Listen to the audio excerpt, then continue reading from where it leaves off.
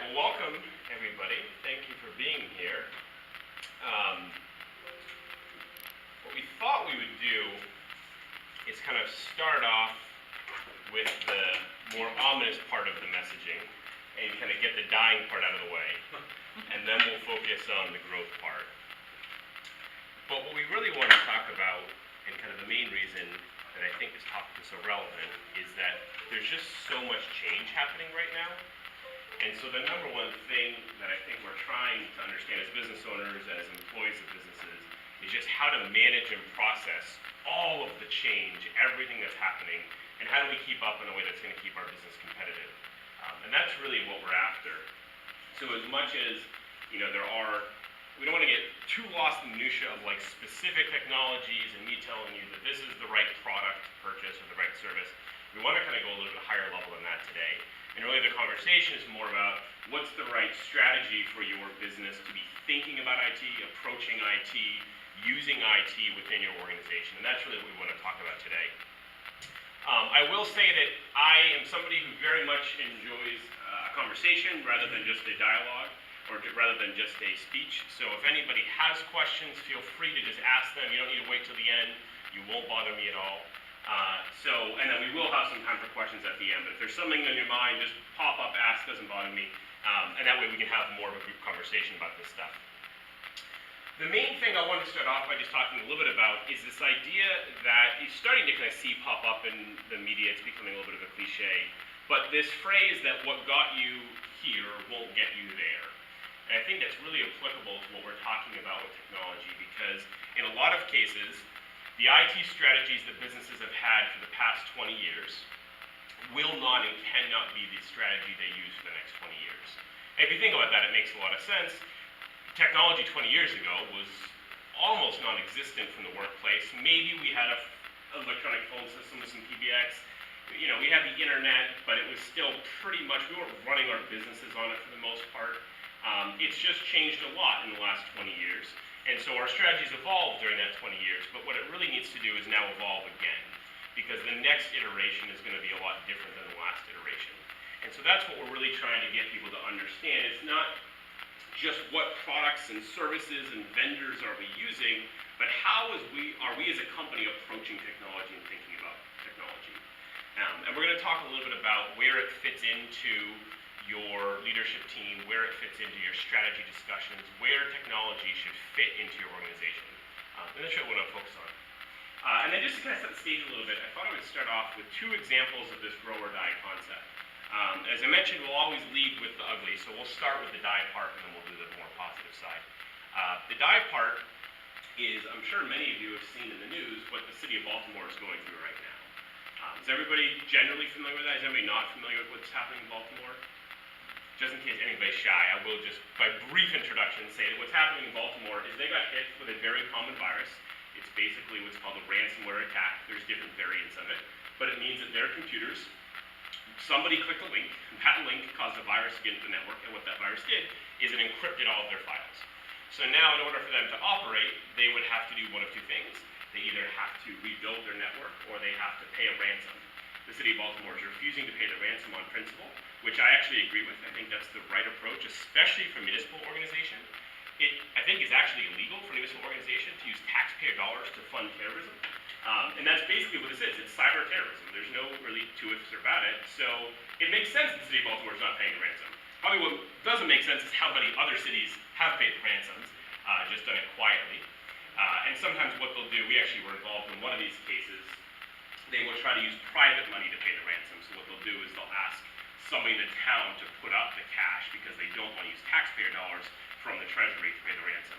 And that's a creative way around it, but at the end of the day, it's still basically the same principle, and it's why these ransoms keep working, is because people keep paying them.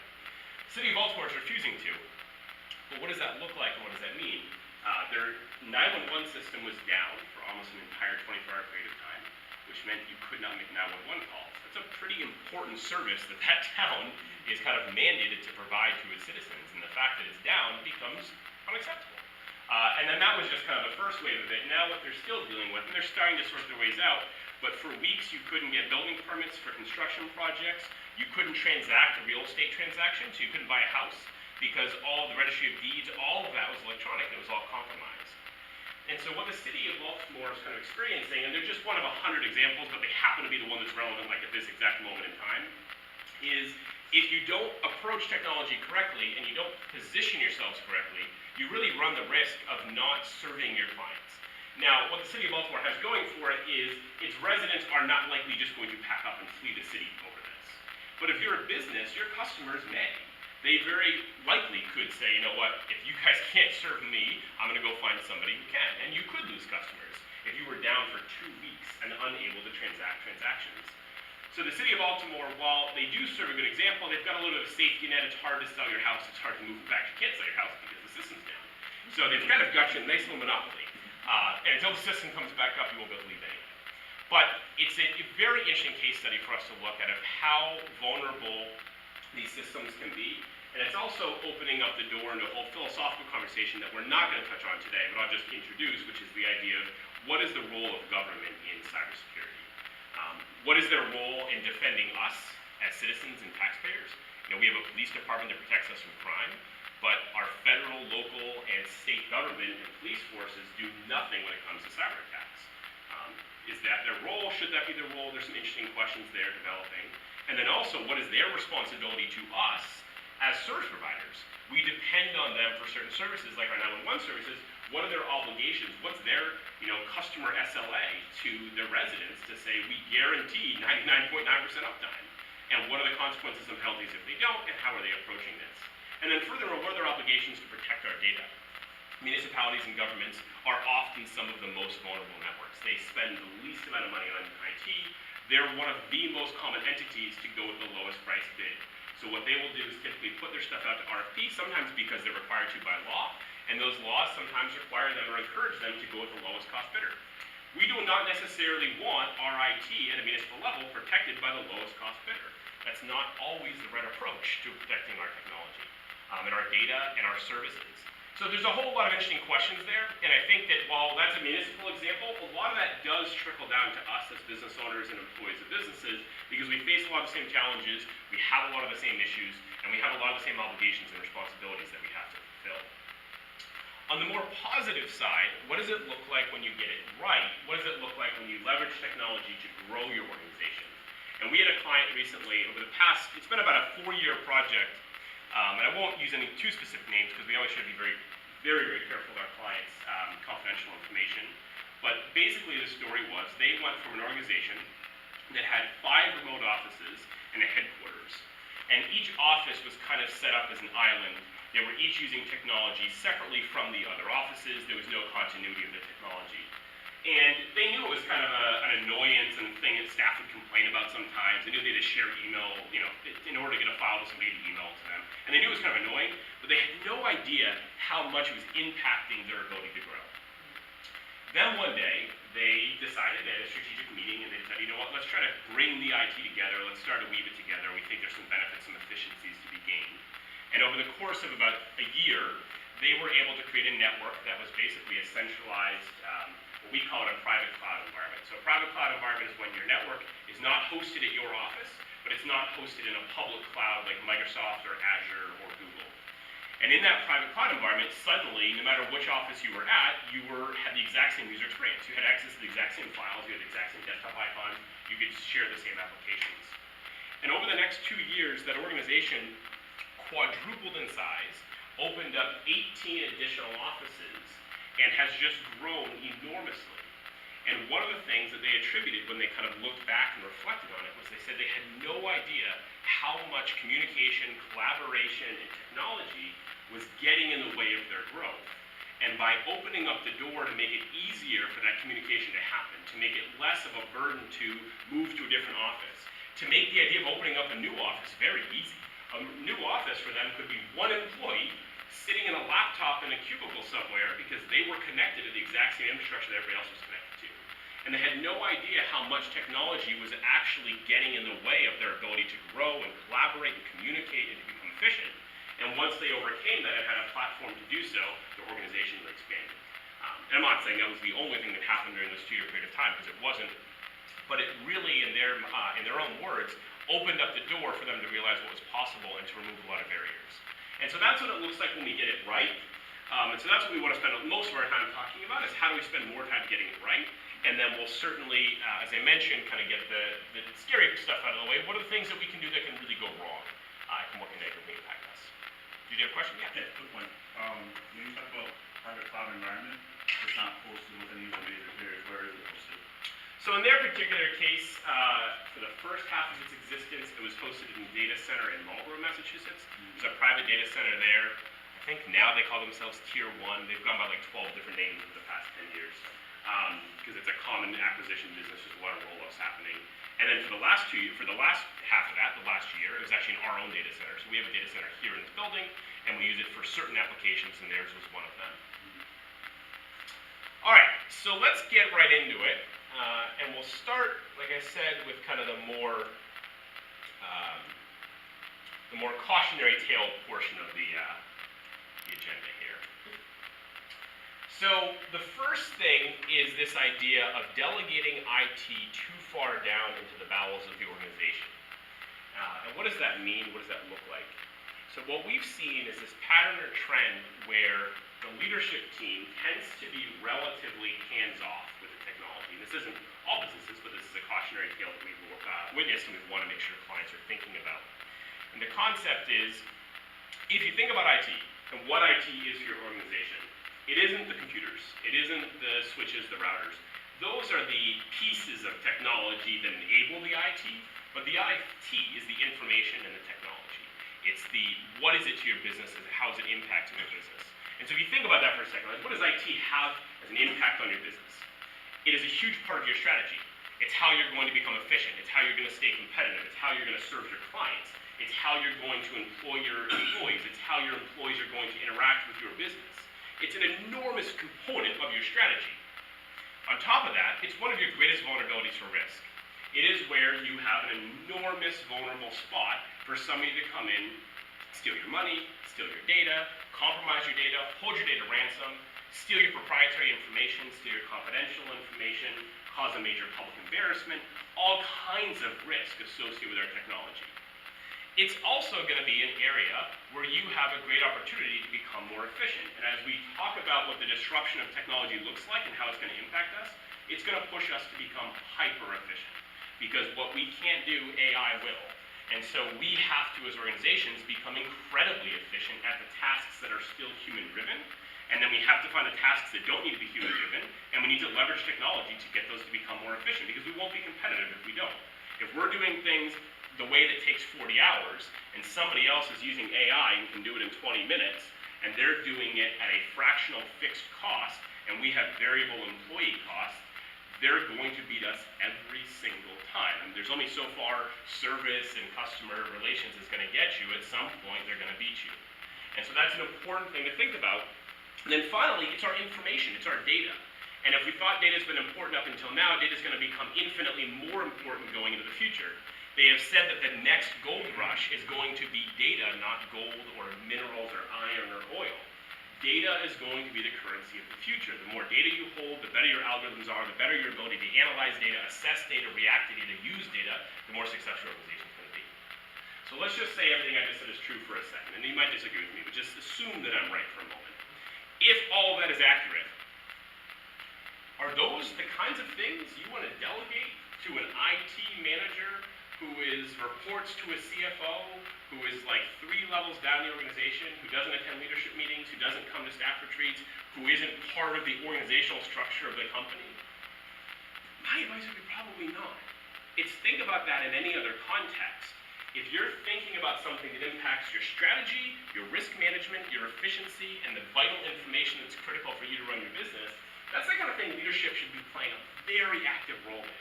And by no means am I saying that CEOs and CFOs should become technologists. You shouldn't.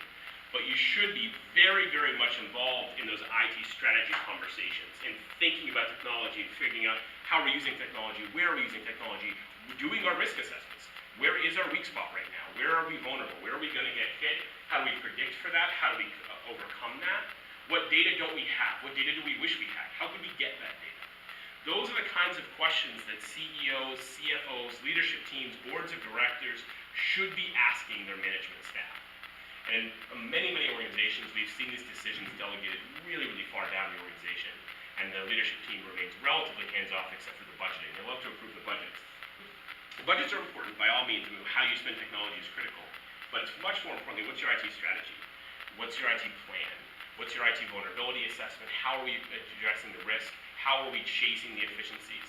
Because most of the times, your IT manager, their primary motivation is not going to be to make your business more efficient. Their primary motivation is not going to be to find a competitive edge that your competitors haven't found yet. They're going to be worried about keeping lights on, which they should be. That is their job. Their job is to keep the lights on. Just like your bookkeeper should not be your tax strategist. Your bookkeeper should be paying your bills and doing your AR and your AP. That's what you want your bookkeeper doing. But then you also have an accountant, maybe you have financial advisors, you have all these other people who you're relying on to come up with your big old financial strategy. That's the same approach you should be taking with IT. You can have somebody who keeps the lights on, great. But who's worrying about the bigger picture stuff? And who's asking the right questions? And who's your strategist? So those are just some of the things that we have seen can start to have a negative impact. The next is this idea of not being open to change, or even, oh yes, please. Sorry. Yeah. No, it's fine. Very good one. If IT is something that is currently like a contracted company that's doing it, do you consider that tantamount to delegating it since they're not really folded into the team, or do you think there's still an opportunity to have them be as much a part of strategizing as an in-house IT department? So I think it depends on two things. One, I think it depends on who that company is, who that team is, what competencies they have, what experiences they have. And then two, and maybe even more importantly, they're both pretty important, but the other half of that is how is the leadership team engaging with that partner?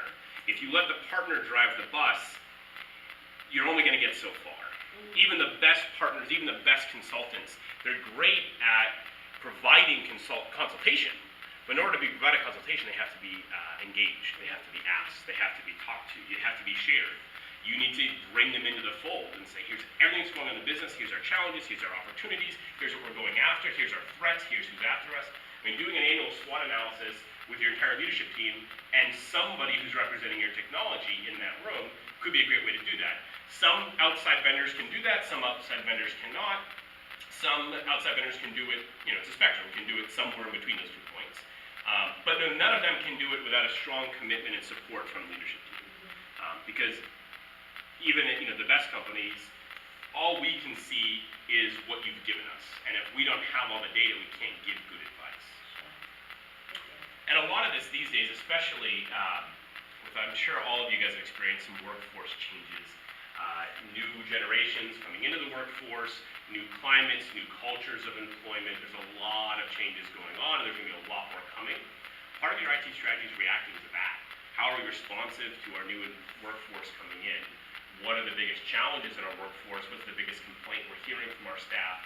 What's preventing us from hiring better people or just hiring in general?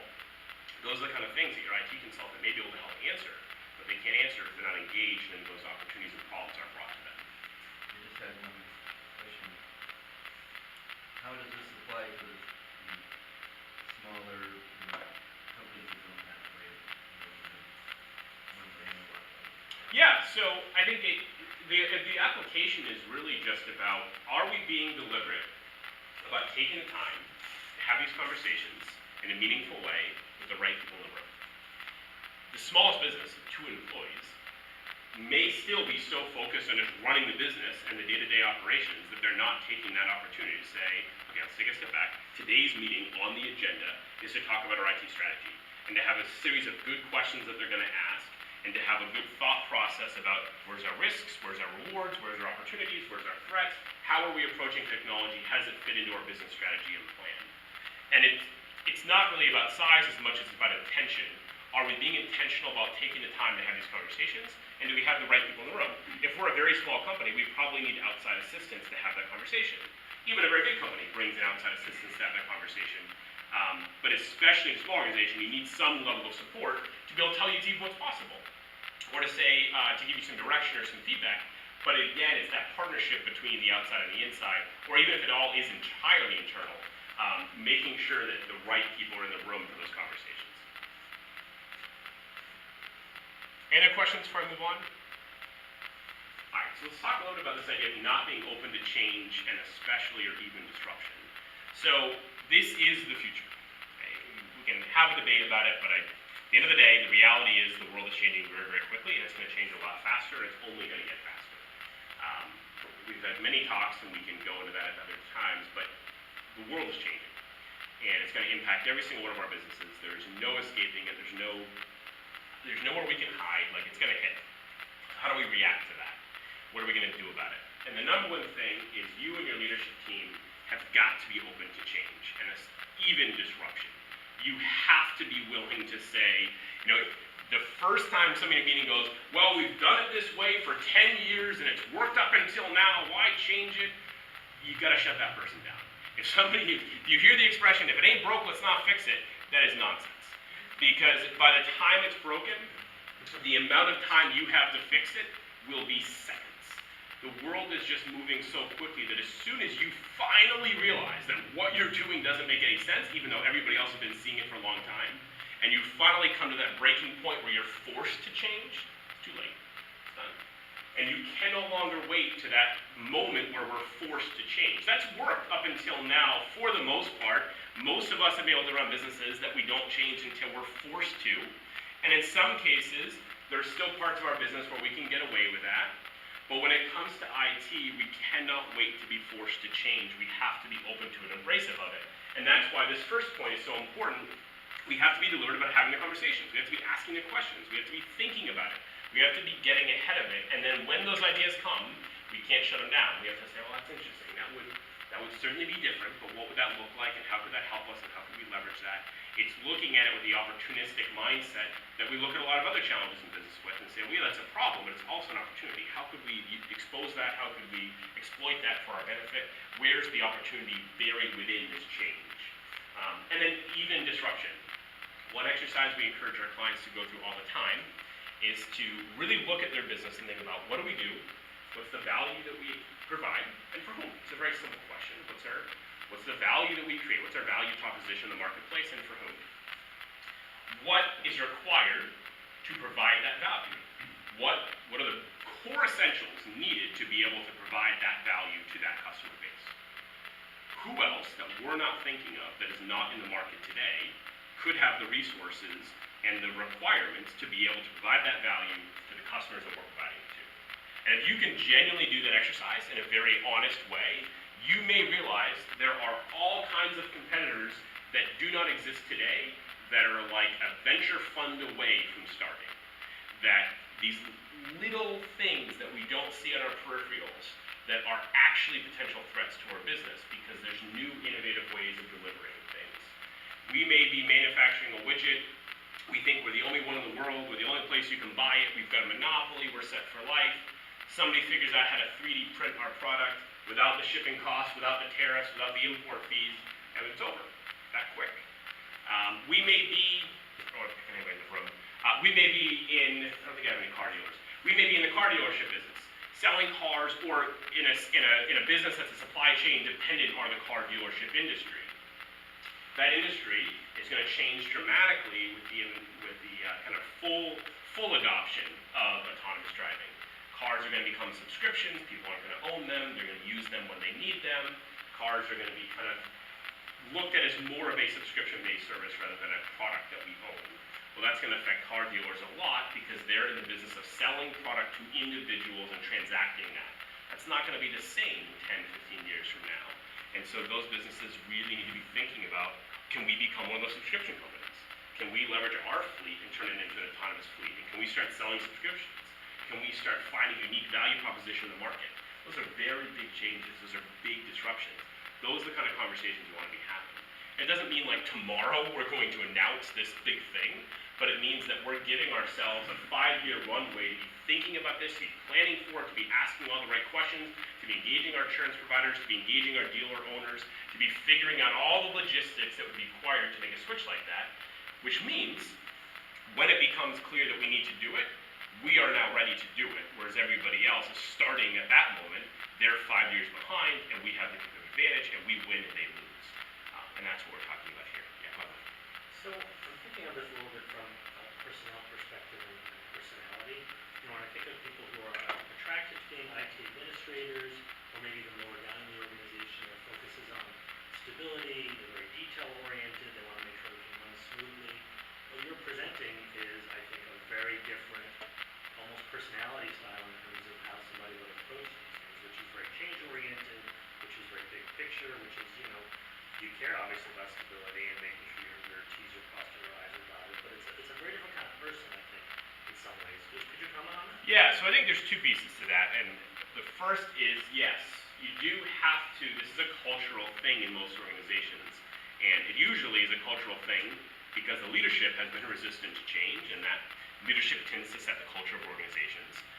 Not in every case, especially during leadership transition, but especially in a business that was founded by a founder or a family member, it's still that same business that a lot of times is led from there. So first of all, the leadership team has to change their approach and mindset. And when they do that, there is often a trickle-down effect.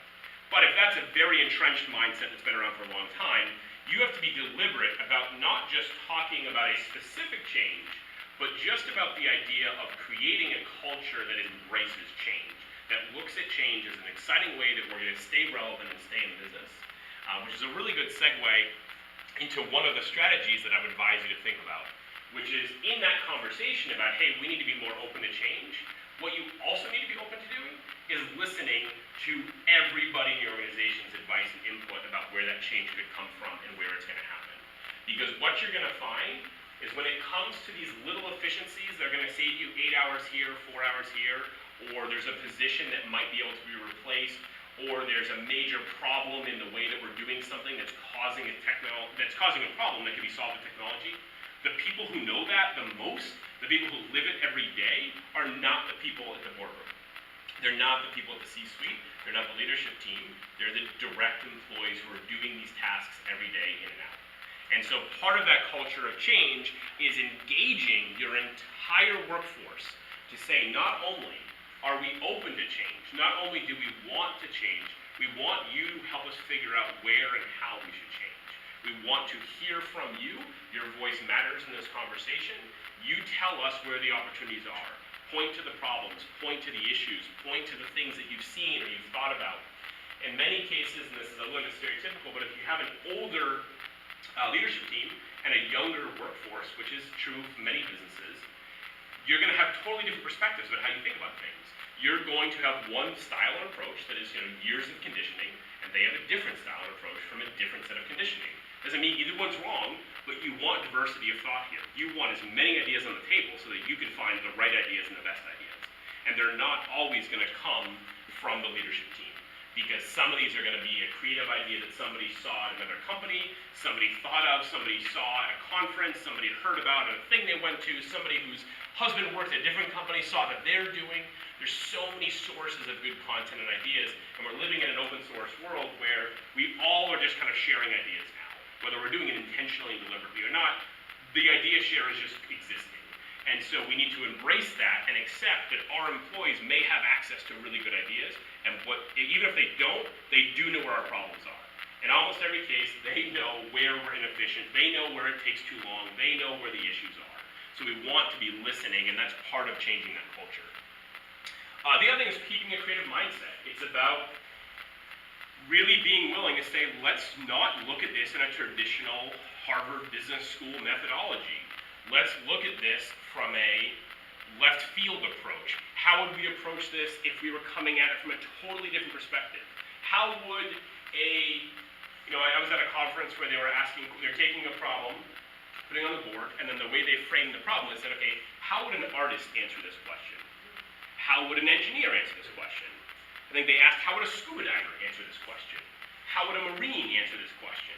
And it was just a very interesting methodology that forced people to think about the exact same question or problem from different vantage points and perspectives, and it allowed a form of creativity to happen in that room that you can recreate anytime you want in your boardroom, in your leadership team meetings. And it's just a way to start to think more creatively. The one thing that, knock on wood, at least today, robots can't do well, is be creative. That's our one human advantage at this exact moment in time. I don't know how long we'll keep it, but at least for today, that is the one thing we have on technology, is that they cannot yet be creative. And they probably won't be for a very long time. So that's our competitive advantage as a human species, and we want to leverage it in every way, shape, or form. Because if all we're doing is thinking logically, and all we're doing is analyzing data, and all we're doing is making rational decisions based on information and logistics and surveys and assessments, we're gonna lose. Because somebody else is gonna be doing that faster and better than us using AI, and they're gonna be making better decisions in less time, and if that's our way of running our company, we will lose. So it's an interesting thing to be thinking about. The next is just making sure that you're finding and addressing the issues. So part of that is asking and listening. Part of it is creating a transparency and a space for those issues to be surfaced. But you want to make sure that anybody who's aware of an issue is speaking up and putting that up to your attention, because those are the issues that you need to solve these days in order to remain that edge. The other one is leveraging existing assets in new ways. So I mentioned earlier about thinking about what is our value proposition, what do we have, who do we provide to. The other question you can ask is, rather than looking at who else could do what we're doing in a different way using different assets, how could we use our assets to create some other value that we're not currently creating? And sometimes some very creative thought happens there where they say, you know what, oh wow, we have these things that we're doing that we could use to do something totally differently that would provide some additional value to the market. And I'll give you a good example of one of maybe the most successful companies of recent history who's been doing this is Uber. Uber constantly is reutilizing its assets to deploy them in new ways. So originally, Uber was a ride-sharing application. They then figured out, we got all these guys driving around doing all these things. What if they could also deliver food? Because if I'm in my car and I'm trying to make money and I don't have a fare to pick up, but there is somebody who wants food delivered to their house, why can't I go pick up that food and bring it to them? What's the difference? I'm driving my car for a living. Like, it's the same concept. So they leveraged Uber Eats. Now they're starting to expand into doing groceries and picking up groceries for people and bringing them there. They're also working with organizations to do senior housing and to move senior transportation and moving seniors around to different facilities. They're continuously leveraging the concept that, hey, we have a platform that allows us to leverage transportation in innovative ways. That's the most that they're holding themselves accountable to, and then they're constantly saying, how do we leverage that asset over and over and over and over again for new different purposes? And then the second they make that autonomous, they open up a whole other set of competitive advantages, because now they're not dependent on workforce, they're not dependent on recruiting, they have a whole other set of challenges they pick up in doing that, but it opens up a new door for them and allows them to be even more innovative. And what they will really have to figure out is they'll be more focused on efficiency, because in those models, they have to decide whether they're going to own their asset. They don't today. Uber does not own almost a single vehicle other than a handful of pilot cars. For the most part, their fleet is owned by their drivers. So they're gonna have to decide, do we wanna change that and own our own fleet of autonomous vehicles and dramatically change our business model? Or do we wanna maintain our model and basically find people who are willing to buy an autonomous car and leverage it, let us borrow it when they're not using it? And that's one of the things that they're looking at right now is you've got all these Tesla owners. Tesla's about to announce that all their cars are going to be self-driving. Tesla's actually talking about creating their own ride-sharing service outside of Uber, but Uber's also looking at that and saying, what if you give us permission to use all your Teslas when your owners weren't using them? We'll give an owner a share of the profits. Now they get to make money by doing nothing, just by owning the asset. They can be sitting on their couch watching Netflix, their car's out doing fares, and they're making money from that. And so those are the kinds of conversations that you want to be looking at in your business, is asking, what do we own that has value? What is the thing that we can provide, and how can we leverage that differently? That again goes back to the idea of change and disruption. And then the last thing I'll just say on this is, we've been in a place where we historically have been able to do a lot of following and a little bit of innovating. We're going to have to pivot a little bit and do a little bit more innovating and a little bit less following. It doesn't mean that you always want to be the trailblazer. It doesn't mean that you always want to be the company who's on the bleeding edge. But you also can't always be the one following everybody else's lead. Because of the pace of change, because things are going to happen much more incrementally quickly, that lag time that used to exist between one company doing it, me seeing it, me bringing it to my company, it taking a couple of years for us to implement, and then us doing it, and now we're in line with everybody else, that lag time is going to keep getting compressed, and so therefore the amount of time it takes you to do that will no longer happen fast enough. So you are going to have to put yourself in a position of trying to be more innovative and more forward-thinking and not just reactive to what the market has already done, and you're just kind of catching up. Because what you will find is that somebody else is going to come in faster and newer and hit that before you're able to. So that's just some of the things to think about there. And then the last thing, kind of on this topic of, on the more negative side of things, is this concept around underinvesting. And I wouldn't just call it underinvesting. I think I would probably classify it as just incorrectly investing, not putting the investments in the right place. And so what I mean by that is I've seen so many different IT investment strategies. We've served over 150 businesses. We've seen all of their IT budgets. We know how they implement technology. We know how they leverage technology. We've seen a lot in Western Mass, and we've seen a lot more in other parts of the country. A couple mistakes that people make. First, they try to spend as little as possible. I'll give you the City of Baltimore as an example. City of Baltimore went with the lowest cost bidder for their backup solution. If City of Baltimore had got the right backup solution, we wouldn't be having this conversation. Because with ransomware, you can't protect yourself. You can't stop ransomware attacks. Every business is going to get hit with at least one. They're averaging probably one a year. You're going to get hit. The question is, how quickly can you react? If the City of Baltimore had the right backup system, implemented correctly, maintained correctly, it would have been back up and running in 25 minutes. And that's what should have happened. That's how this should have gone. They should have got hit. That should have happened, because that's going to happen. They're a target. They're an obvious target. But they should have been back up and running in 25 minutes. It should have been a blip on the radar. Should never have made the headline news, but it did because they didn't. They went with the lowest cost bidder. They tried to save money there. They thought, well, we don't need that. Let's just do this. And what I want to be clear is at the same time, I'm not telling you that every business needs the Cadillac or needs the most expensive solution for every single problem their business faces, because they don't, and you can't afford it. Your business cannot afford to be the industry leader in every category. It's just too expensive. So what you have to do is be strategic about that analysis that you did here, and then figure out, where do we invest, where do we double down, where do we put our dollars that we do have available. In most organizations, yes, they do need to increase their IT spending, but more importantly is where you're going to put those investments, because just spending the money widely and broadly is not going to necessarily offer any return on investment at all. And just like any other spending in your business, it should have an ROI. If you guys buy a brand new machine for your manufacturing facility, it better be, because it's replacing an older machine that ran slower and this can do a higher volume and a higher output, or it's because we have new demand that this machine is going to help us fulfill, and it's going to produce more revenue and more profit for us. If you're just buying a machine to buy a machine, you're not in business very long. So in IT, you don't want to spend money just to spend money. You want to know, where am I spending it? What's the return? Why am I doing this? What am I expecting? How am I measuring that? How am I tracking that? Who's holding accountable for that? Those are the kinds of questions when we look at when we're investing in IT. In terms of where we invest, it should be led by this conversation. When we've done that SWOT analysis, and we've decided, look, okay, our biggest threat, we'll just keep thinking of the City of Baltimore. Is anybody from the City of Baltimore before I keep tracking it? No, good, okay.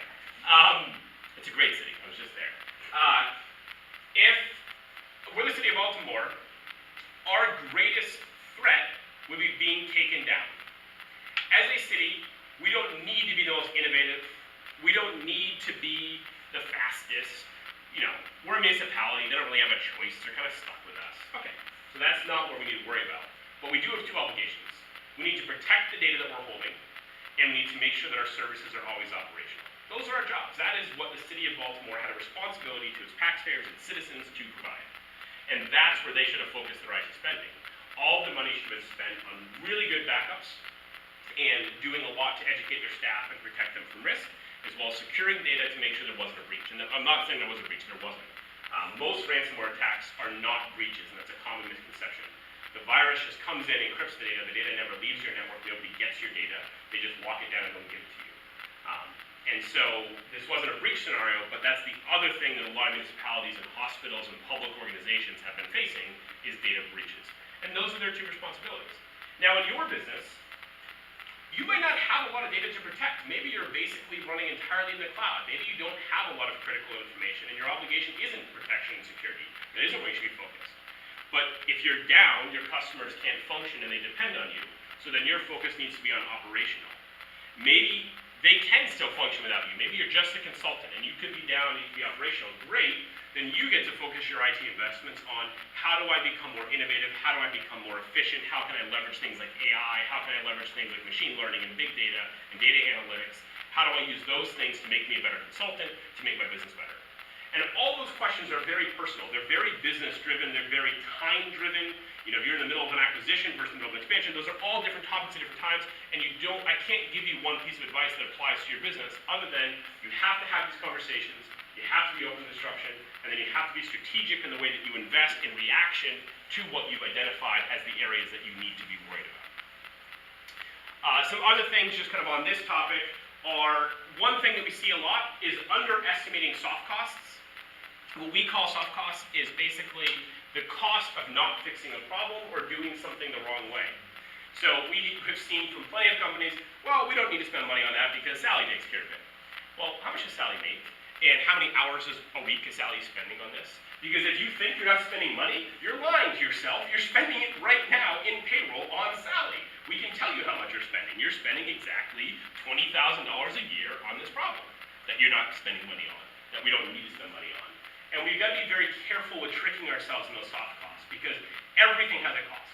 And in most cases, it's either an opportunity cost. We're not able to do something as fast as we should be able to, or serve a certain customer, or do a certain thing, or expand a certain way, going back to that example of the organization that quadrupled in size. Or we have an actual cost where there's a human being on our payroll that we're paying to do this task, or we're paying an outside vendor to do it, or it is causing our insurance to be higher. Everything in IT has a cost associated with it, and you need to find that cost and be really realistic about it. Because if you avoid calculating the soft costs, then what you're really doing is underestimating what you're actually spending on technology and on problems, or not spending. Risk is an important part. You need to understand your risk profile. What we always ask clients is, what's the worst thing that could happen to your business? And let's start there. Really as simple as that. Tell me the doomsday scenario from a risk standpoint. Let's make sure that that's what we're protecting first and foremost. And you would not believe how many times we go into a company, a brand new client, they've got all these things in place, and we say, okay, basic question, what's the worst thing that could happen? And they give us then. What's the second worst? What's the third worst? Their strategies don't protect any of those three things. Their strategies protect all the other things that other businesses in general deal with, but has nothing to do with their business. Maybe in their business, they have a very confidential patent that is worth hundreds of millions of dollars to them, and they're not doing enough to protect that patent because most businesses don't have $100 million patents on their networks. This was a pharmaceutical company that we were consulting for. So they spend 7 to 10 years developing a drug, spending millions of dollars developing a drug, but until they have FDA approval, they don't really have something they can patent. They have a couple of provisional patents they can get, but they're highly vulnerable. And if that research and that data and that information gets out to the competitors too early, they lose all of their investment and all of their opportunity costs they would have produced off of that product. So from their standpoint, we need to be so hyper-focused on basically locking down that data into a Fort Knox style level of encryption, where there are not only 2 forms of authentication, but maybe even 3 forms of authentication required to access that data. In most of your businesses, you do not have a piece of data that is worth $100 million. And so therefore, we probably don't need 3 levels of encryption and 3 levels of authentication. And that's what again, it's about having an approach that's tailored to your business and where your needs are, but a great place to start is what's our biggest risk? What's our biggest source of IT vulnerability? And then how do we work backwards from there? Another one is not investing in education. This is starting to improve. We're starting to see some early signs of this, but businesses need to be spending a lot of money on IT education. And IT education in 2 ways. One, helping your employees better utilize technology to make them faster, better, more efficient, to embrace technology, to utilize new technology, to be comfortable using technology, especially your older workforce. 2, especially your younger workforce, you need to train them to be a lot more scrupulous, a lot more careful when it comes to interacting with IT. There are so many breaches, in fact, by far, the majority, to the point that it's like 90% of breaches, are the result of a human being being tricked into doing something. Whether that be clicking on an email, clicking on a link, opening up an attachment, 90% of breaches are going to be somebody in your office doing something probably unintentionally. Not all the time, but most of the time unintentionally. So what are you doing to prevent that risk? Because if that's where 90% of breaches are coming from, and you tell me that you spend $20,000 on a firewall, and you've got this phenomenal antivirus product, you've got this, and you've got this, and you've got this, I said, well, how much are you spending teaching your employees to not click on bad links? And he said, well, we don't really have a program for that. I think HR sends out an email once in a while. Totally misappropriating your spending. I would take half of that firewall cost, buy a $10,000 firewall, take the other $10,000, and enroll all of your staff in an ongoing, consistent training program that's going to help them become smarter and more intelligent when it comes to intercepting data and reacting to data and responding to data. And so that's another area that we're just seeing under-investing is the education side. Investing in the wrong areas, so this can look like over-investing in, we've got the fastest, best backups in the world, but our production network is actually kind of garbage. Or we have this beautiful, beautiful data center, but the internet access that we have to get into it is very, very limited, and so we have this huge bottleneck. So it's about just making sure that you're appropriately balancing those investments. I will say that you can do such a thing as trying to spend IT over too broad a spectrum. Rather than trying to pick one area or a couple areas to focus on, if you try to go too broad and get too many tools and too much technology, it will really bog down the business. There are so many tools out there. I could name off 25 tools that probably at least 15 of which you would be super excited to implement into your business. There would be too many. You need to pick a couple and go all in on those technologies rather than kind of getting what we call the shiny object syndrome or the shiny app syndrome, where you just kind of get as many apps as you possibly can because they all sound great, they're all going to transform my business. It's too much. Pick a few, go all in on that because it requires education, it requires process, it requires a lot of change. You can't change too many things at once. That's just something to think about. And the last thing before we move on to the positive side of all this is cost is not a good measure of IT. We don't want to look at how much are we spending on IT as our primary benchmark. When we're talking about underinvesting, the dollar amount alone is not your good metric. So if that's how you're tracking IT, which is actually how a lot of people track it, there's Gartner reports out there that tell you your IT budget should be 7% of your revenue. There's other reports out there that said your IT budget should be 11% of your revenue. There's other reports out there that said your IT budget should be $750 per employee per month. I will tell you those are all bad strategies. Those might be good ways of creating an IT budget and to be thinking about roughly how much should we be spending on IT. There's lots of metrics and you can talk to your industry, trade associations and get data on that, that's fine. But then you need to figure out how am I going to invest it and where are those dollars going to go and where are the right places to invest them. Because if you're only tracking at the dollar level, hey, how did we get breached? We're spending $100,000 a year on technology. This doesn't make any sense. Well, where are you spending $100,000? And how are you spending it? And where is it going? And who's accountable for it? Where is it being tracked? When's the last time there was a dashboard or a metric or report or an assessment? Because just spending the money is not going to get you the return. And I think a lot of businesses, we see them get very hung up with signing the check. And then once they sign the check, they think, oh, I've now taken care of that problem. You have only begun. The check, the realization of spending the money is hard, but that's only the very, very first step. If you want that investment to have any meaning, you have to implement it. I'll use the analogy of the machine again.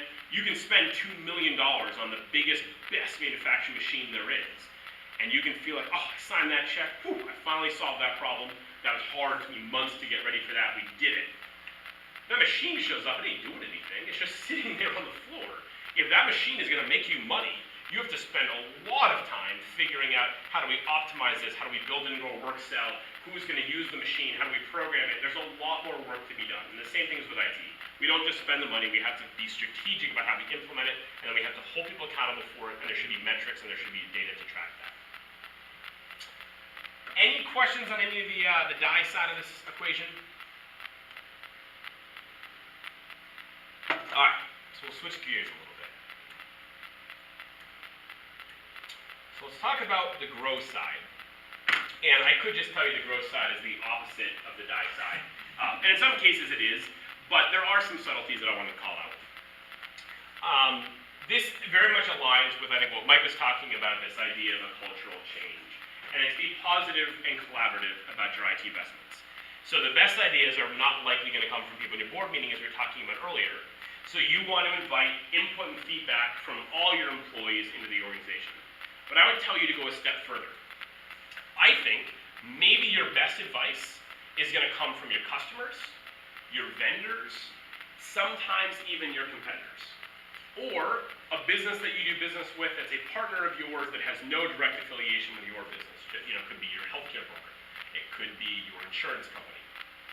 The best ideas are going to come from all kinds of places. And I think we're very used to feeling like it's our job to have the ideas, it's our job to run the business, it's our job to make the decisions. In this new world, it's our job to listen, it's our job to find the ideas and to curate them. And the best way that we can do that is by involving as many people in that conversation as possible. And I think the first one I would start with is your customers. Your customers probably know your business better than you do. And that's just a reality. They interact with it, you run it. Where the rubber meets the road is where your business actually exists. So you want to talk to the people who are actually interacting with business on a day-to-day basis. You want to see, where is this not serving you? Where have you seen something better? If we could make one change, what would that change be? What's one thing that we're not providing you wish we could provide? Those are a great source of some of that initial feedback and input. And that's not new, that's something we've been all told for a long time. But what we maybe haven't been told is have that same conversation with everybody else who interacts with your business, even your competitors. We're seeing a lot of collaborative cooperations be created between competing businesses to problem solve and to figure out the best practices. And it doesn't have to be a competitor in your market. Let's say that you do something in the Northeast, but you find your equivalent in the Midwest. Get in a room with that person, invite somebody from the Southeast, invite somebody from the North, or from the Midwest, or Northwest, get them in a room and have that conversation about what are the best practices, what are you doing, what are you seeing, what are we seeing. The more of these conversations you have, the more likely you are to be able to find that thing, that piece, that edge that is actually going to make the difference. But if you're just sitting in the boardroom, showing up to work, talking to the employees, doing your job, going through the motions, you're going to miss it.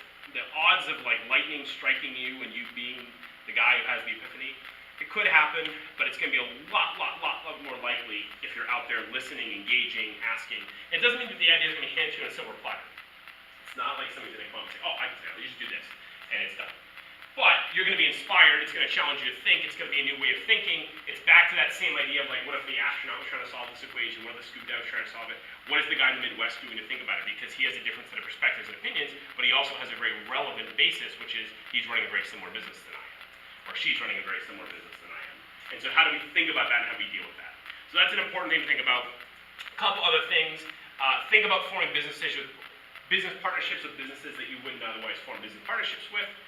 We're seeing a lot of creative things around like marketing, around sales, around strategy, where businesses that don't at the surface have anything in common, but are in a similar, maybe a B2B transactional or maybe a B2C transactional, but they're very different businesses, collaborating on things like marketing, collaborating on things like website design, collaborating on things like service delivery, shipping delivery. Be open to those possibilities and those partnerships, because that can also be a source of good information. Get opinions from people not too close to see the forest for the trees. And it's very hard sometimes when you're in your business, even for your employees, to see the bigger picture. So one of the things that we've been doing recently that we found to be really exciting and really fun is going into one of our clients' businesses. We don't know really how the business runs, and just observing it and being asked to look at, I need you to observe how we're processing invoices. The customer goes to the website, they fill it in, and then ultimately we ship a product. I want you to watch that experience from the beginning to the end and see where there's opportunity to make it more efficient, to make it better. Sometimes somebody who does not know anything about your business is going to see things that you are not going to see, and that even that industry consultants and best practices are also not going to see. So sometimes you want to invite somebody who has no perspective in to observe, to witness, and to give feedback. So it's another way, again, that you can get at this data and get this information. You can communicate often. So I think it's really important, as we talked about, not just to set this culture, you have to be talking about it a lot. You can't just get up on the podium once and say, we want to be a really change-driven organization. If you have ideas on how we can fix the company, tell us. And then now let's go look at the financial reports and move on. It's got to be something you guys are talking about a lot, that's in your newsletter, it's in your communication, it's in your marketing, it's in your media. It's got to be part of the culture of the organization if it's going to actually be effective. Just a couple of things that we've seen be effective. We've seen businesses hold contests. Some of the best businesses in the world have innovation contests in their companies, have innovation prizes, have innovation award ceremonies where they reward people for coming up with ideas. And it's another way to build it into the culture, is if once a year at our annual holiday party or whatever, we're going to reward and acknowledge the person who had the best new idea for the business. That's another way just to drive that point home and to celebrate it and to make it very clear to the company, oh, they actually value this. They actually want me to tell them my idea because they just gave that guy like a funny glass cup and they put him up in front of everybody. That's the kind of thing you want to be thinking about. And the last thing I'll say is just be informed, be curious, and ask a lot of questions. As we talked about a little bit a second ago, there's all these consultants and all these people out there who have lots of information, but in order to get it out of their head and then it will make it work for you, you have to ask the right questions. You have to be engaged in that dialogue. And so, for example, I'll just give you one thing that actually might be relevant to you. A lot of businesses these days have migrated over to Office 365. By show of hands, how many of you have your email in 365 that you know about? About half the audience. Whoever doesn't, you will. It's really inevitable. Every business in the country, in the US at least, is going to be in 365 or a small percentage that will be in Google. But most never going to be in 365, and after this antitrust stuff comes out, I think you're all going to be in 365. But regardless of that, you're going to have a cloud-based email system. What a lot of you don't realize is that in that cloud-based email system, let's just take Microsoft 365 as the example, there are an infinite number of other products that Microsoft puts into that product catalog that you're probably not taking advantage of. There's products like Power BI, Flow, Forms, Planner, Teams, SharePoint, OneDrive. All of these are included in most of your 365 subscriptions that you're already spending money on, or they're for like a couple of dollars more per month you get access to those tools. Those tools are designed to create highly collaborative, highly communicative, and highly efficient organizations.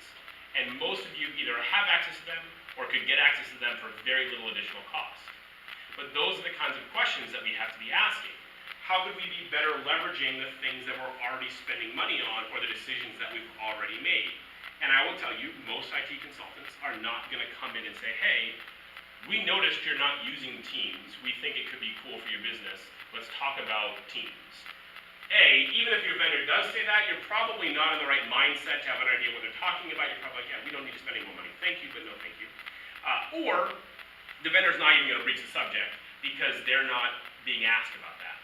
But if you went to your vendor and said, hey, we're looking to be more collaborative, we're looking to improve our communication, we're looking to be more efficient, we want to have more remote workers, we want our staff to be able to be traveling more and still have access to our network, then your vendor should be saying, great, let me tell you about 4 products that you already have access to that we can leverage that you're already spending or could be spending very easily, Teams, Planner, Flow, Forms, etc. I'm sorry. Okay, you know you have those already, for the sake of argument. Yep.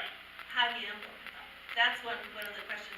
Just because you know you have them, doesn't mean they're easily implemented, because it requires a lot of training, it requires time off regular functions for work, and it requires bringing people in to train them, because obviously no one in the organization is an expert that can do that. Absolutely. And nor would I suggest that anybody in the organization becomes an expert to do it, because they're going to do it once and not do it again. You only implement these products one time, and so there's no point in anybody in your company mastering the execution of the implementation.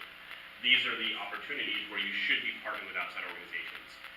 So obviously I'm speaking a little bit from a self-serving perspective, but I will tell you that even on the organizations and boards that I sit on, even the other companies, my advice is always the same. Even if you're not going to do it from Paragus, you should be working with somebody to implement these things. And we have many, many, many clients that are big organizations with lots of internal IT staff, and even they know not to try to do these things internally. Paragus gets hired to do an Office 365 migration probably once a week by somebody, because you only do an Office 365 migration once. And there's a lot of gotchas, there's a lot of things you're going to learn, there's a lot of costs, there's a lot of mistakes you can make, there's a lot of good ways to do it and bad ways to do it. It might take you 10 times to learn all of those, but you're only going to do it once, and the worst is going to be the first time. So you don't want to be doing those things internally. You want to be looking for your partners out there who can help supplement that. And that goes back a little bit to your IT strategy and IT spending. If your IT strategy is to spend all of your IT dollars internally and to have no external partners or vendors, you're going to be really stuck, because you're going to be incredibly limited by what you can execute if that's your IT strategy. Similarly, if you over-depend on the outside market and everything is outsourced and nobody inside is even asking any questions or even engaged in the conversation, you're also going to be stuck. It goes back to that very first conversation where it's got to be a partnership between probably some internal leadership, maybe some internal staff, and certainly from the external partners to work together to create that strategy to do it. Because it's a lot easier to hire somebody to do that team's implementation, to do the training, but then even more importantly, and this is where if you're looking for vendors who want to be asking good questions, you do not want them to be just saying, hey, well, how much would it cost to give you team's implementation? If they turn around and just give you a number, don't hire that company. Because any implementation these days, Teams, Flow, Forms, Planner, SharePoint, it needs to be customized for your business. And so if they don't respond back to you with, well, here's 100 questions we need to get answered, a bunch of things I need to understand better about your business, and then I'll tell you what it's going to look like to implement it, then it's the wrong partner. Because these aren't one size fits all. What they're thinking is, what does it take from a technician standpoint to install the software and enable it so it's on everybody's desktop? That does not make your organization live on Teams. That puts a piece of software on everybody's computer that now just annoys them because it pops up and they have no idea what they're doing it. And 7 people start using it, and now everybody else is annoyed. It's like, where's this information? Well, it's in Teams. Why aren't you on Teams? That's not a good implementation. So a good vendor is going to go a lot further to figure out what is the implementation plan? What's the training component? What's the education component? Who are the internal stakeholders? How are we going to design this to best fit your business? Because these are tools these days are becoming much more platform-based. They're much more broad. And so that's nice is it gives you a lot of ability to customize it for your business. The downside is it's not like an out-of-the-box solution. It's not like it used to be where you go buy the software, you install the software, and the software does what it says it was going to do in a very limited capacity.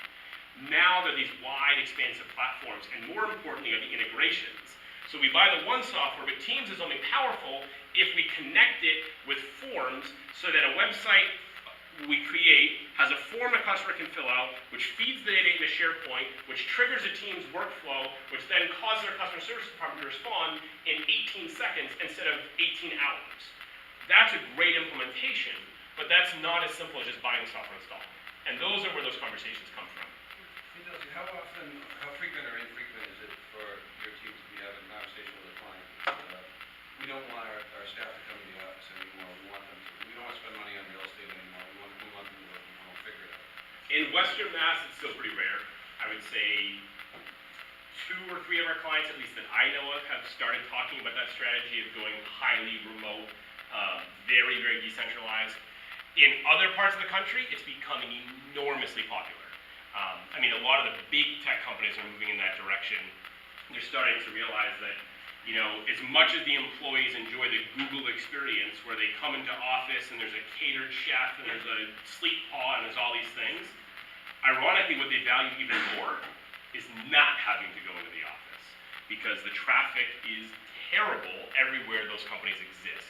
And they love the idea of being able to get up, sit in their underwear and do their job, and their cat can walk around and they can go out and let the dog out, and if they've got an elderly parent in the house, they can still kind of keep an eye on them. It's just totally more flexible, more freeing. So you're seeing the big tech companies do that. That's why states like Vermont are now incentivizing. They will pay remote workers to go live in Vermont because they need the population so badly. Who knows why, but they are now offering incentives for people to move there who are remote workers. They're not expecting them to work in Vermont, but they do want them to live in Vermont. And so I think nationally we're seeing that. In a couple metropolitan cities we're seeing that. We're not seeing it yet in Western Mass, but my experience specifically in Western Mass is it's like a 4-year time lapse. So basically you see what's going on in Boston, New York, LA. 4 years later, 5 years later, that'll be true in Western Mass. It's kind of nice because we get this time machine. If we want to see the future, all we have to do is drive 2 hours, ask a couple questions, come back, and like, I know what it's going to look like in 4 years. And we laugh, but honestly, that's part of our strategy, is we go to a lot of national conferences, we go to a lot of international conferences, and we see what the world is doing, what the major metropolitans are doing, and all those things will eventually come to Western Mass, but they're going to take their time. That time is going to get shorter and shorter and shorter. That 4 to 5 year cycle that we're seeing today probably used to be 10 or 15 years. Very soon it's going to be 2 years, very soon it's going to be 1 year. But still today there is a pretty good lapse in time. That's a huge thing too, that requires people to have to work platform. It's entirely business specific.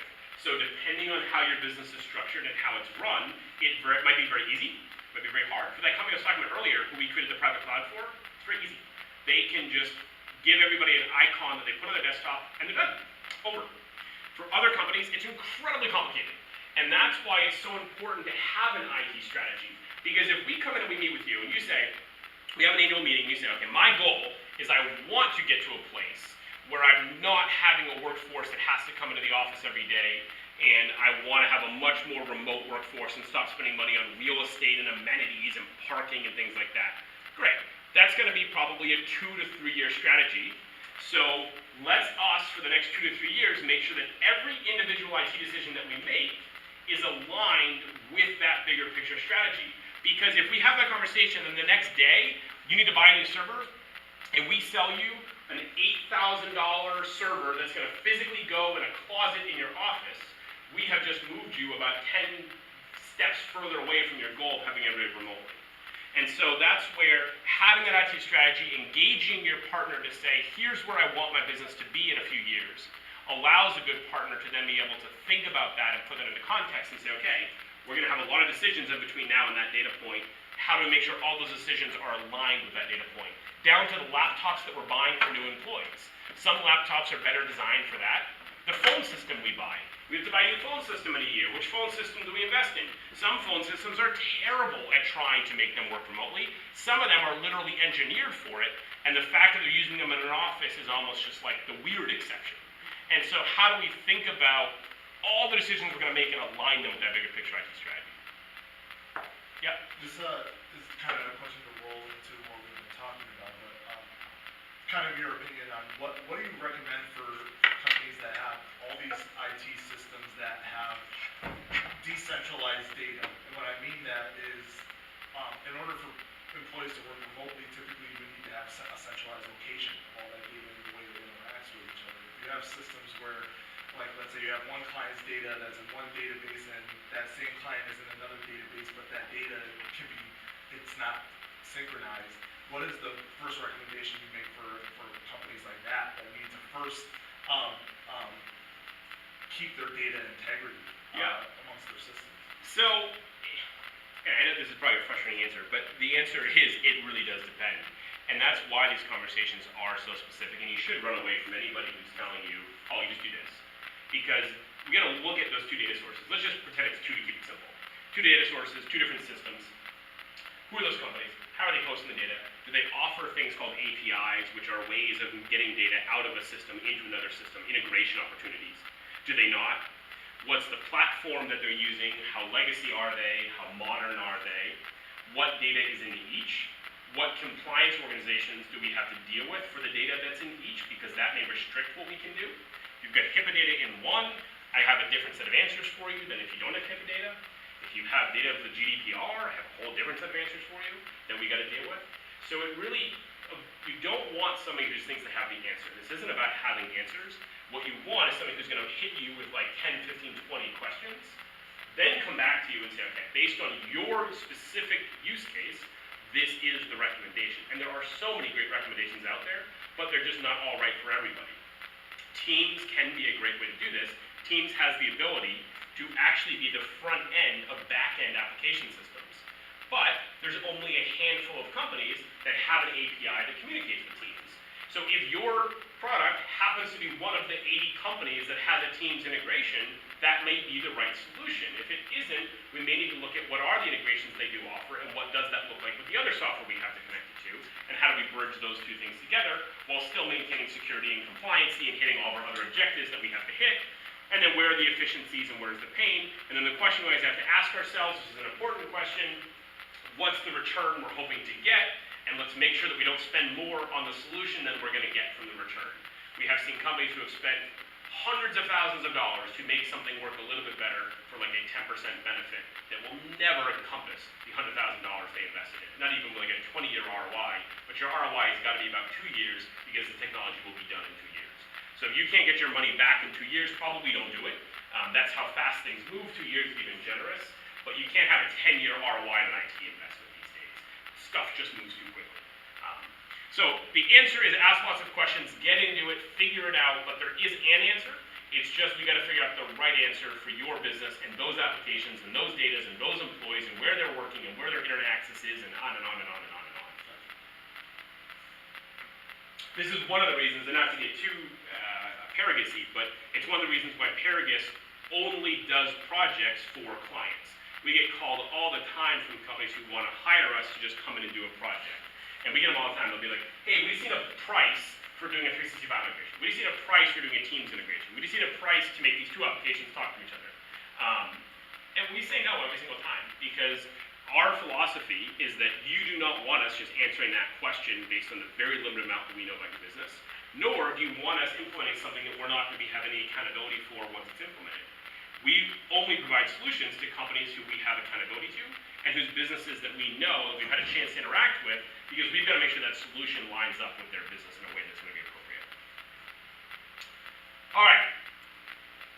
Closing up here. So the next one is have a strategy and set goals. I've talked about this a little bit, but it's really, really critical that you guys identify what is our IT strategy, what are we hoping to accomplish, and then what are some goals around that. And your goals can be innovation goals. We want to implement one new idea a year. They can be efficiency goals. We want to get 20% more efficient in this part of the business. The goals can be risk management. We want to have a better external score on a risk audit assessment. So we want to basically get an IT assessment, figure out what's a risk category, how dangerous, how likely are we to get attacked, and then we want to be able to, in the next year, lower that by half. You're never going to get rid of it, but we want to lower it. That's a good goal to have. Your goal could be education. We want to increase the IT education of our staff, either focused on better utilizing our technology or focused on improving our security, or both. And here's how we're going to measure that. Here's the goals we're going to set for ourselves. It could be that you want to have a goal for how technology is improving your customer. We want to give our customers one new way to interact with us that they don't currently have. We want to solve this one pain. They want to identify 5 issues in the business that can be solved with technology and fix them in a way that has an ROI. Whatever it is you're going to set goals for, set goals and then track and measure the results. So many businesses do not do this. It's by far the rare exception when we come into a company that says we're going to set 5 IT goals a year. Here's how we're going to track it. Here's how we're going to measure. At the end of the year, we're going to hold ourselves accountable to whether or not we implemented those goals. Most businesses have financial goals. Most businesses have hiring goals, retention goals, attrition goals. They have goals for customers. They have goals for delivery. They have goals for every aspect of their business. They do not have goals when it comes to technology, innovation, data, and efficiency. Really, really critical that you do. So I'd highly encourage you to create goals, and then very importantly, find ways of tracking and measuring them. And we're in a world today where that is just so much simpler and easier than it has ever been in the past. Using tools like Power BI, like I mentioned. Power BI, if you haven't heard of it yet, is an amazing, amazing tool. Basically, for those of you who love Microsoft Excel, it is like the Excel on steroids. But what's amazing about it is Power BI can pull data from infinite numbers of data sources and then allow you to run really good metrics and reports and dashboards based on those data sources. So for example, you could have an Access database where you're doing one part of your business. You could have a SQL database where your ERP system runs. Maybe you even have an Excel spreadsheet where one of your members of your staff tracks a certain part of your business. And then maybe you've got a data set from your website that has certain information in it.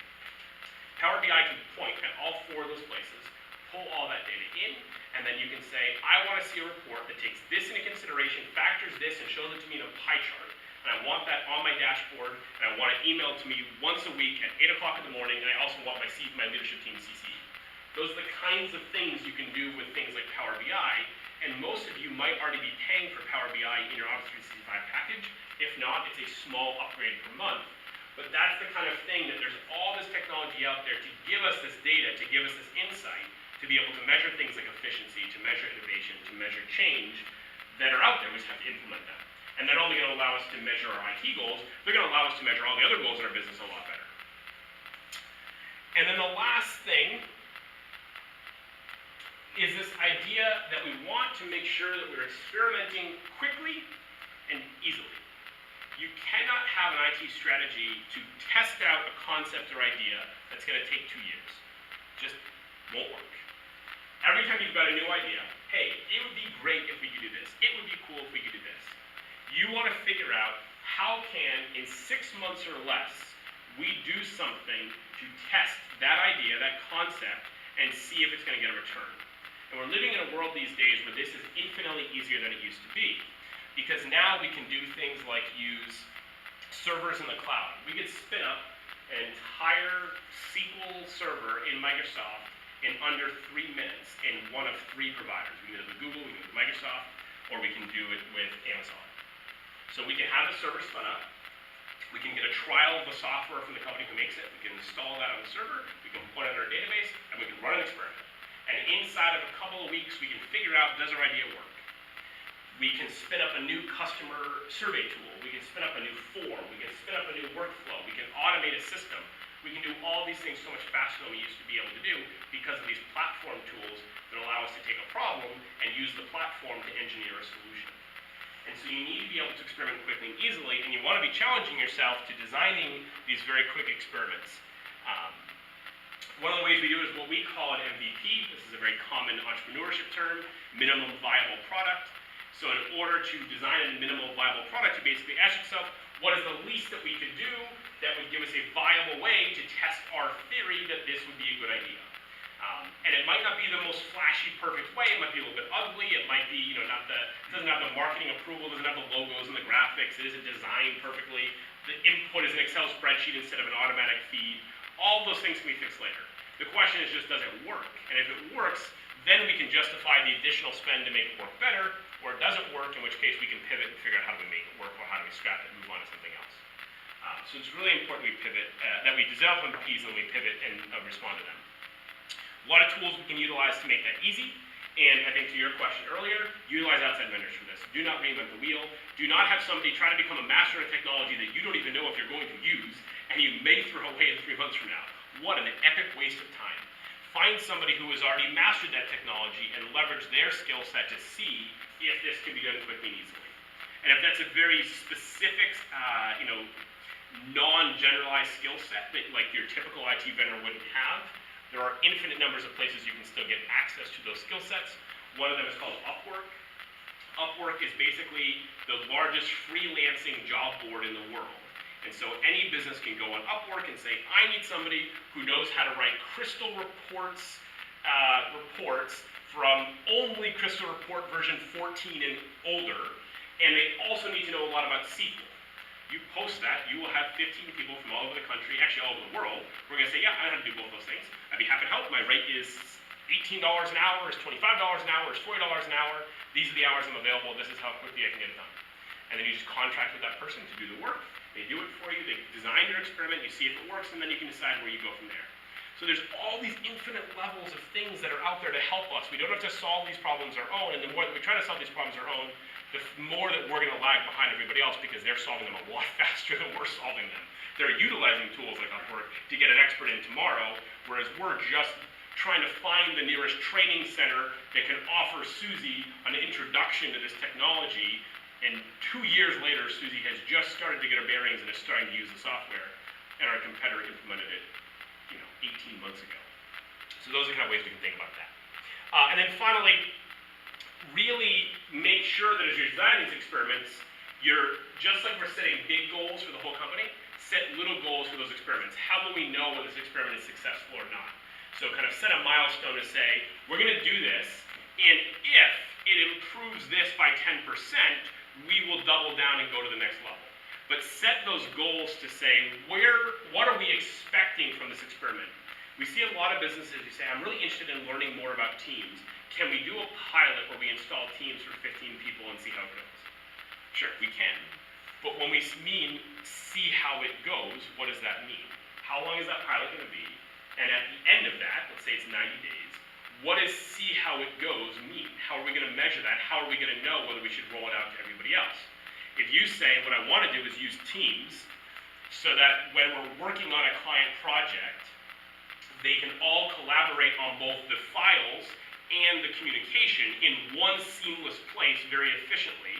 And I want to see if at the end of that, we ask those 15 people, did it make it easier to do that client deliverable than our old way of doing it? And then we're going to use that feedback to decide whether to roll it out to other parts of the company, and if so, which parts of the company. That's a much better pilot. So when you design these pilots, don't just think about doing a pilot, think about how am I going to measure the success of the pilot, what am I trying to accomplish? And honestly, I can tell you as a vendor, we love when clients tell us what they're actually trying to achieve. because there's an infinite number of ways that we can design Microsoft Teams. If we know that your goal is to collaborate on very specific files, then we can ask questions about what kind of files they are, how big they are, where they're going to be stored, how they're going to be accessed, and we can optimize that.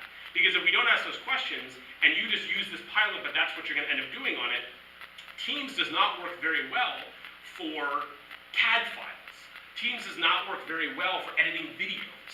And so if we don't know enough about your use case, and that's how you pilot it, the pilot will fail.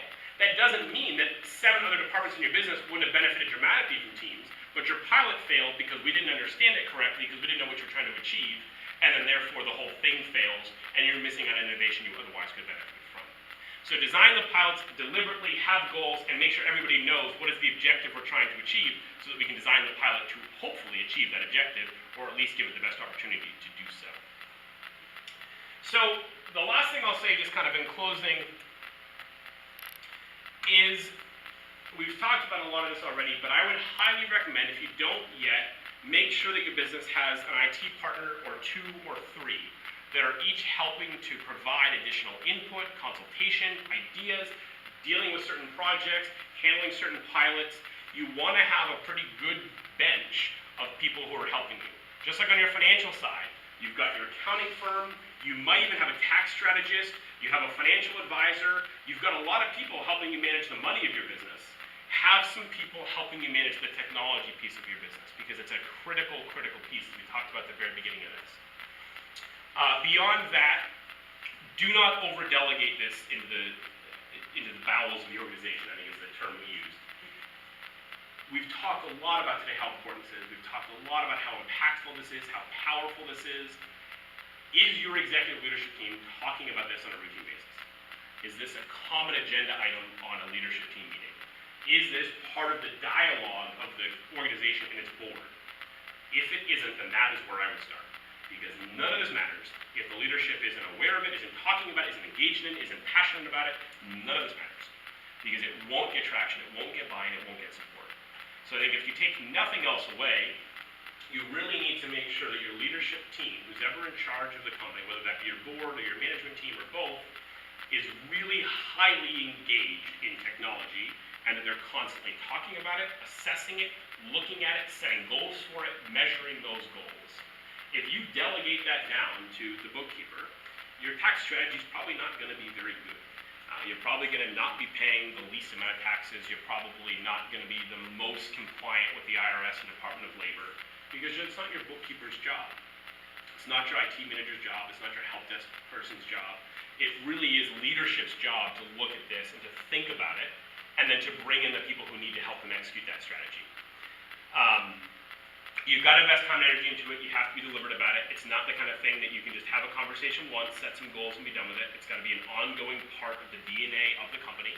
And I think I've given you some good reasons as to why it should be, but now you actually have to make that true.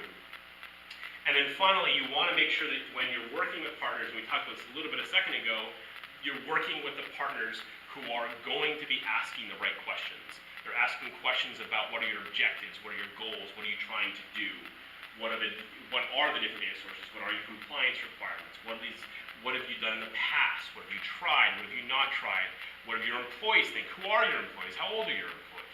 All of these questions are the kinds of questions you should be getting from your partners and your vendors. If you're not, you're probably not getting the most comprehensive, most elaborate advice you could be getting. You're probably getting a one-size-fits-all solution. And so you really want to be looking for vendors who are going to be asking a lot of questions before they give you any kind of a proposal, before they give you any kind of an answer to your question. Your question should always be met with questions, as annoying as that can be sometimes. It should not be that they just have an answer ready. If they do, it's not the right answer. Because there are too many answers and too many variables, it can't possibly be the right answer. Unless they know your business so well. Maybe they've been your vendor for a very long time, they know everything about it, maybe they then get to that comfort level where they can, but they should still want to know, well, what are you trying to achieve? What's the goal here? What's the objective here? Because they're not going to be inside your head if they are.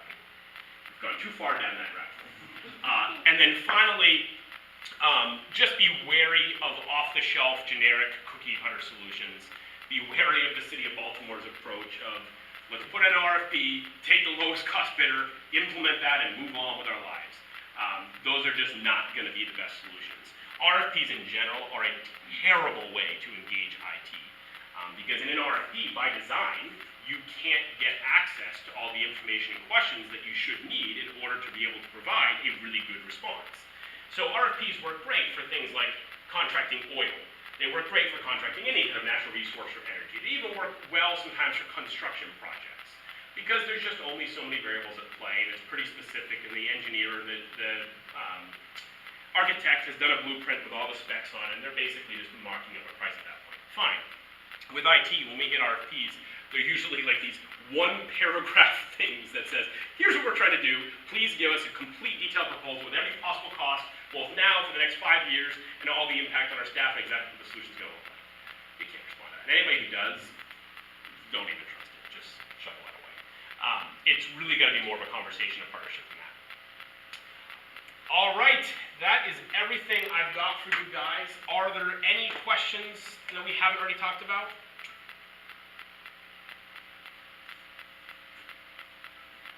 I think I've put you guys all to sleep. That or I scared you into your shells. No, I think, just to piggyback, I think everything you discussed today was very, very relevant, especially in, you know, where, you know, my organization, a lot of this stuff are things that kind of me and some of, and actually my colleague here, we bounce off each other all the time, but, a lot of these things aren't really discussed as much, at the executive level, and some of these things we should have a conversation about, so.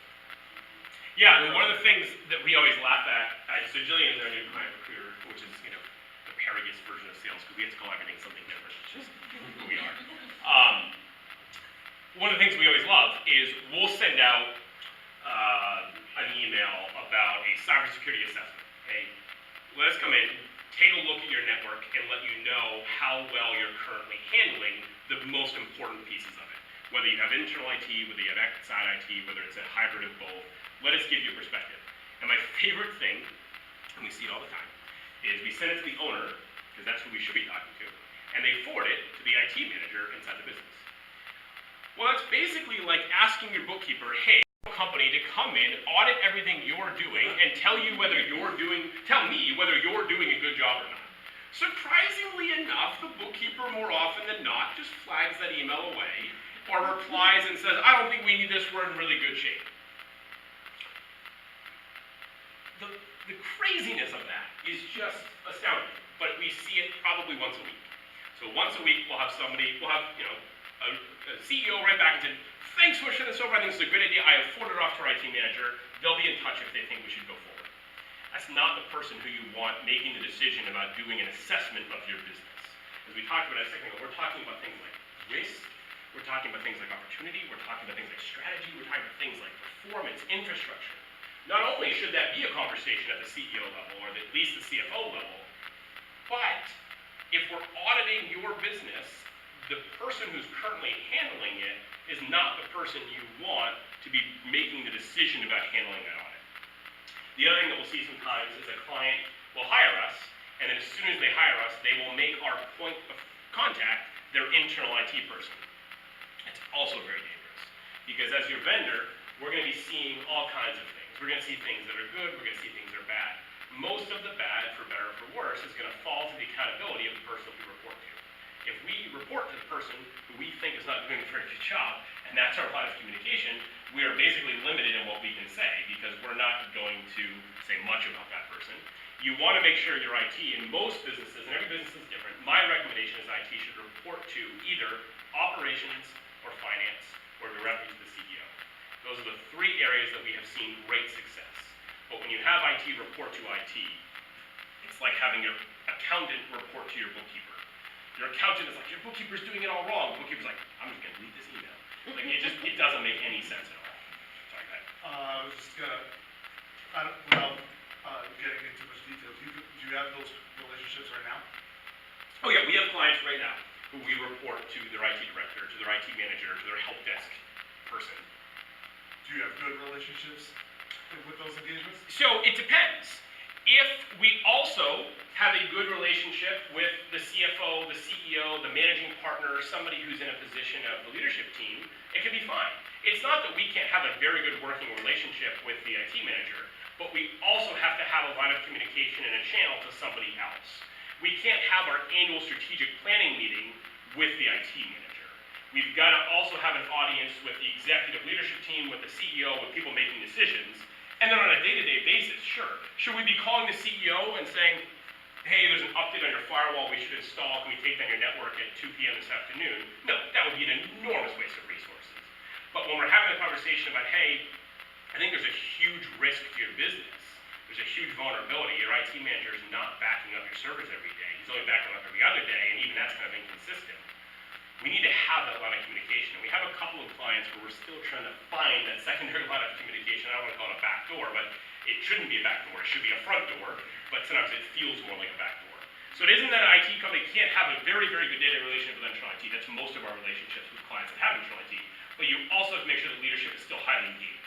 When leadership just says, I've hired an IT company, they'll report to my IT vendor, I don't have to think about this anymore, I have freed myself of the responsibility of IT, then they have done a very big disservice to the organization. I just want to say, we're a client of Paris, and one of the things that we have found to be extremely helpful is, you're talking about reporting to somebody. I'm operations, and so I know I'm dealing with you guys mostly, but we have a relationship that, when it comes to, for instance, strategic planning and implementing, tools that are going to cost a lot of money, or trying to get the partners to understand where we're going with this vision and things that have to be done, just having you guys come to the party. Yeah, because it's an uphill battle. Way to do it. You It's- can't- It's a great point. It's really hard to have this big strategic vision about all the problems we need to fix, and then stick that on one internal person to try to relay all that messaging to the partners, the leadership team, whoever it is, and then they get hit with a million questions, as good partners and good leadership teams should do, and the person is kind of stuck playing telephone. I don't know, let me get the answer to that, get back to that, and then it loses momentum, and then by the time you get the answers back, it doesn't happen. We present to leadership teams, boards of directors, executive groups. We've gone to companies' retreats, so we've had a couple companies bring us to their off-site retreat, and they've given us a 2-hour agenda block to talk about technology with the partners. We've done focus groups with customers where we have helped to facilitate. The customer brought in some of our client has brought in some of their customers, and we have been part of those conversations to ask some questions, to understand and to observe and to listen. We've done some of those workflow analysis I was talking about earlier, where we go in as an independent third party who knows nothing about how you operate and just watch how something moves, how a piece of data moves through the business and finds the problems with it. And then the other thing that a good partner is going to have is not only do they have the experience of working with your business, they have the experience of working with maybe 20, 30, 40, 100 other businesses. And so they've gotten that perspective of seeing what works, what doesn't work. When we get to this like experiment idea, you may have an idea that we can say, okay, we had 3 companies who tried that, they all failed here. I'm not saying you shouldn't try it, but let's make sure that when we design our experiment, we know that this is a very common point of failure and how do we overcome that. Or we can say, we had a bunch of companies who had the same idea, they all tried that, but they all ended up here. Maybe you should try this first and see if it works, because that's where they all ended up. It's kind of like when you go to Amazon and you're looking at something that says, most customers who looked at this item ended up buying this item. That kind of advice can be helpful sometimes. It can also be a little weird, but it can be helpful. Do you have any advice or especially language around, so not my company, but a company that we have to work with a lot, has 0 IT. They still do everything on paper. I can't even imagine what it's like working there. And that impacts what I'm Yeah. doing, but it's not a situation where I really have an inroad to them. I kind of have to go through my boss who has a very long-standing relationship and blah, blah. Any language around, like, specifically why this kind of IT, even just like, having everyone's schedule digital or something, can really just help everyone? Yeah, I mean, the broad answer to that is sure. You can make the argument that technology will make you more efficient, it'll make it easier. I think the best way that we always find to explain it is to find a very specific example.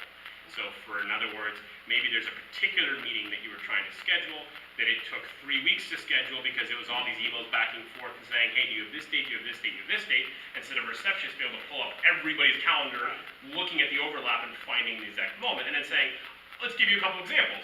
That meeting that we just tried to schedule that took 3 hours and 3 weeks to schedule could have been scheduled in 15 minutes had we done this.